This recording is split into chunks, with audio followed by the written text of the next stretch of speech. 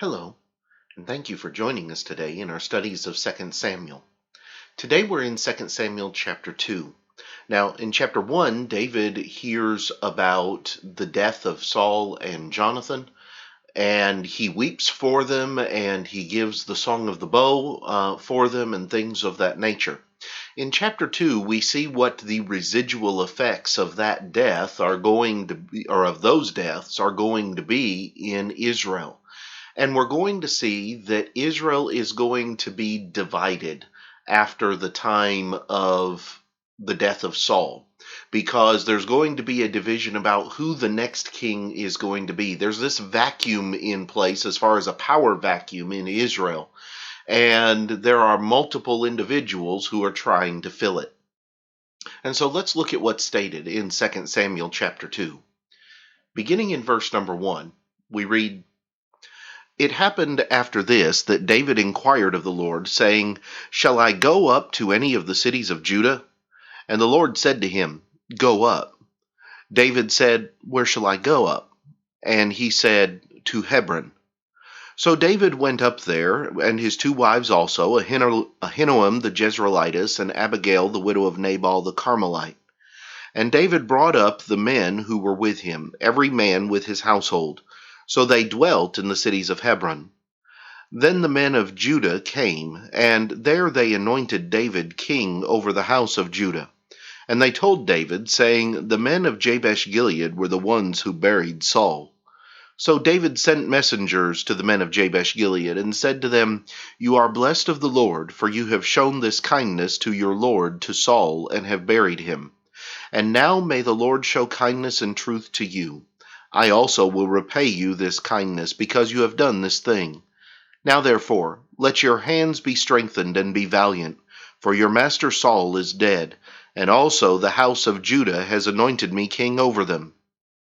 But Abner, the son of Ner, commander of Saul's army, took Ishbosheth, the son of Saul, and brought him over to Mahanaim, and made him king over Gilead, and over the Asherites, over Jezreel, over Ephraim, over Benjamin, and over all Israel.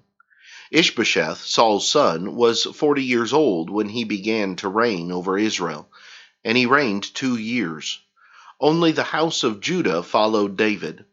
And the time that David was king in Hebron over the house of Judah was 7 years and 6 months. Now Abner, the son of Ner, and the servants of Ishbosheth, the son of Saul, went out from Mahanaim to Gibeon. And Joab, the son of Zeruiah, and the servants of David went out and met them by the pool of Gibeon. So they sat down, one on one side of the pool, and the other on the other side of the pool. Then Abner said to Joab, Let the young men now arise and compete before us. And Joab said, Let them arise. So they arose and went over by number, 12 from Benjamin, followers of Ishbosheth the son of Saul, and 12 from the servants of David. And each one grasped his opponent by the head, and thrust his sword in his opponent's side, so they fell down together. Therefore that place was called the Field of Sharp Swords, which is in Gibeon. So there was a very fierce battle that day, and Abner and the men of Israel were beaten before the servants of David. Now the 3 sons of Zeruiah were there, Joab, and Abishai, and Asahel. And Asahel was as fleet of foot as a wild gazelle. So Asahel pursued Abner, and in going he did not turn to the right hand or to the left from following Abner. Then Abner looked behind him and said, Are you Asahel? He answered, I am. And Abner said to him, Turn aside to your right hand or to your left, and lay hold on one of the young men, and take his armor for yourself. But Asahel would not turn aside from following him. So Abner said again to Asahel, Turn aside from following me. Why should I strike you to the ground? How then could I face your brother Joab?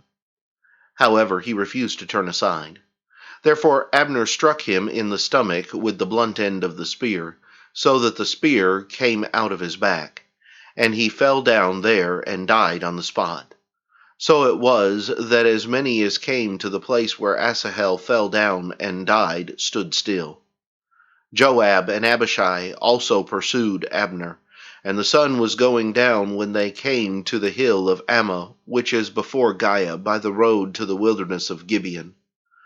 Now the children of Benjamin gathered together behind Abner, and became a unit, and took their stand on top of a hill. Then Abner called to Joab, and said, Shall the sword devour forever? Do you not know that it will be bitter in the latter end? How long will it be then until you tell the people to return from pursuing their brethren? And Joab said, As God lives, unless you had spoken, surely then by morning all the trumpet would have given up pursuing their brethren. So Joab blew a trumpet, and all the people stood still and did not pursue Israel any more, nor did they fight any more. Then Abner and his men went on all that night through the plain, crossed over the Jordan, and went through all Bithron, and they came to Mahanaim. So Joab returned from pursuing Abner. And when he had gathered all the people together, there were missing of David's servants 19 men and Asahel. But the servants of David had struck down of Benjamin and Abner's men 360 men who died. Then they took up Asahel and buried him in his father's tomb, which was in Bethlehem. And Joab and his men went all night, and they came to Hebron at daybreak. Here we have the start of what is basically going to be a civil war in Israel over who is going to control the kingdom. On the one hand, you have one of the remaining sons of Saul. On the other hand, you have David. And this is going to be a back and forth that is going to last for a long period of time, even to the point that the followers of the two individuals are going to fight each other and are going to shed each other's blood. When we come back next time, we'll look at some of the lessons that we need to learn from what's stated in 2 Samuel chapter 2. But until then, I hope you have a good day.